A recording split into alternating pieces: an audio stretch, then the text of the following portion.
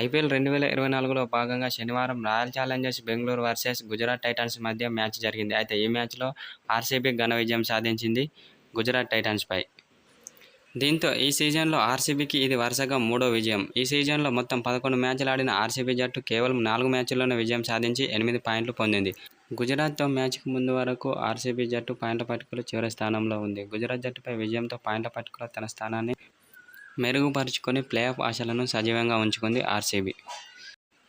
గుజరాత్తో జరిగిన మ్యాచ్లో విజయంతో ఆర్సీబీ జట్టు పాయింట్ల పట్టికలో 3 స్థానాలు ఎగబాకి 7వ స్థానానికి చేరుకుంది. ఈ జట్టు 4 మ్యాచ్ల్లో విజయం సాధించి 8 పాయింట్లు పొందింది.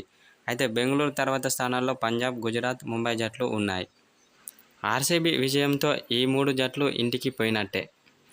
గుజరాత్ టైటాన్స్ 11 మ్యాచ్లు ఆడి 9వ స్థానానికి చేరుకుంది.